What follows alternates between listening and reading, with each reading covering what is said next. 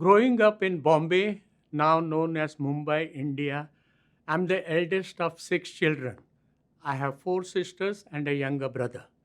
It was 1960s. I was leading a very content, happy-go-lucky, and just nothing to worry about. Everything was going fine. My mother and a brother never told me about my father or his health. In 1963, if I'm not wrong, my father ended up in hospital, and after a brief stay in hospital, my father died. It was just shocking to say the least. I thought it was the end of the world. I just couldn't think of anything. I was just desperate, lonely, isolated. I didn't know what to do. And, having said that, I'm the eldest in the family, and having four sisters younger to me and a brother younger to me, I was just like, I thought there was no God. And for people who don't know, I come from a culture where dowry system and arranged marriages were very common in India. And I went into depression. I didn't want to talk to anyone. I don't know, people tried their best. My mother and a brother said, no, just don't give up, don't lose hope. But I had lost hope, to be very honest. I just didn't know.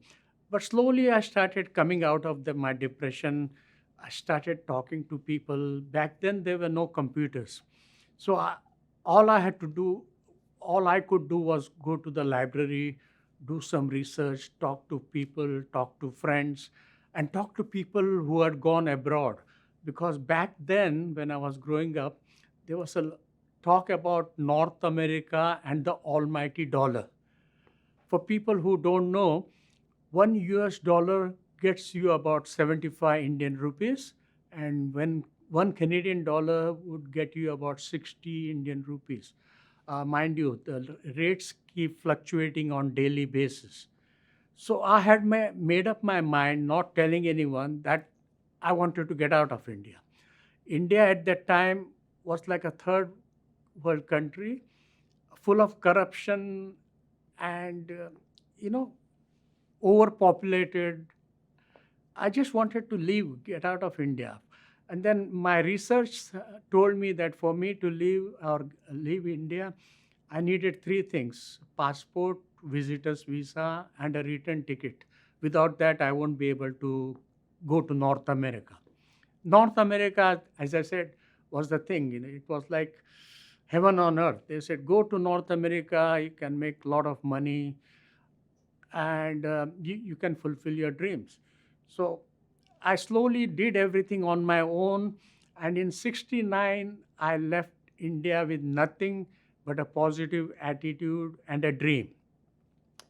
So I ended up in Toronto International Airport, and I had to go through my immigration formalities.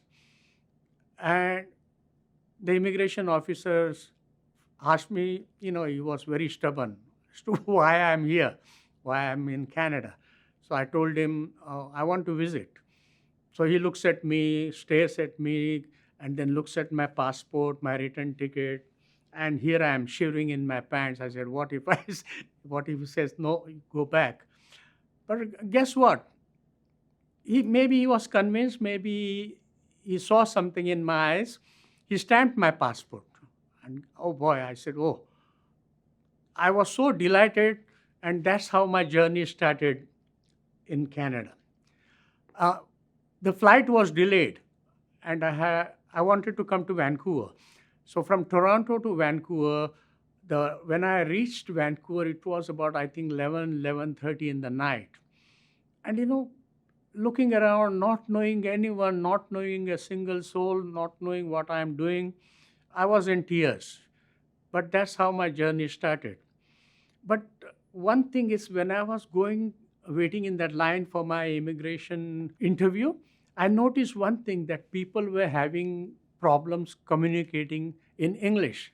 And for those of you who don't know, having lived in Bombay and having gone to three different schools with three different medium of instructions, I speak about 7 languages, including English. So that kind of helped me. And guess what? I landed up a job as an interpreter with Van Canadian Immigration Department. That was unbelievable. I said, how could I do that? A first job as a interpreter with the Canadian government, and something told me that Canada needs me more than I need Canada, and I was right. And so that time when I was growing up, I wanted to be a commercial pilot. I was fascinated in becoming a commercial pilot. I also heard about Harrison Airways in Richmond, and I had heard about them. So I approached them, and after they interviewed me, they were honest enough to tell me that as I'm not a Canadian citizen, it would be hard to get a job as a commercial pilot in Canada. It was very nice of them. I appreciated that, and along the way, I met some very nice Canadians, people who helped me, people who sympathized with what I have come for, and that was good. And some of them even suggested, oh, if you want to work more than one job, uh, international airport is not the place. You have to go to downtown Vancouver. And I thought it made sense. So I ended up renting a small condo in downtown Vancouver.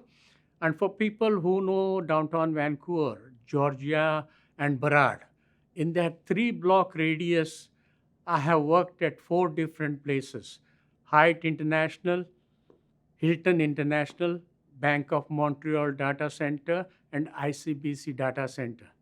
I was willing to do anything for the almighty dollar. And people somehow liked my approach, and I was very cooperative. I ended up, you know, saving a lot of money to send back home for my sister's dowry. And guess what? Today I can proudly say 3 of my sisters are married to doctors, and the last one is married to a chartered accountant. I was able to fulfill my father's dream. And it's hard. It was not easy, to be very honest. It was not easy. There were many ups and downs, many sacrifices I have made along the way, but it was worth it. Today I could say it was worth it. And back in 1969, something I want to tell, that I didn't realize that I was the first one from my community, from Mangalorean community, from Bunt community, a first Shetty who landed in Vancouver International Airport. And from one Bala Shetty, now there are 7 Shettys. Yes, I got married. We have a son. He got married, and I have 3 grandchildren. So from one Shetty, now there are 7 Shettys. And guess what? The biggest achievement, I think, in my life, my son graduating from UBC, a dream come true. And then another dream that came true was my son proposing to his girlfriend at Vancouver International Airport, and on 1st of January 2011.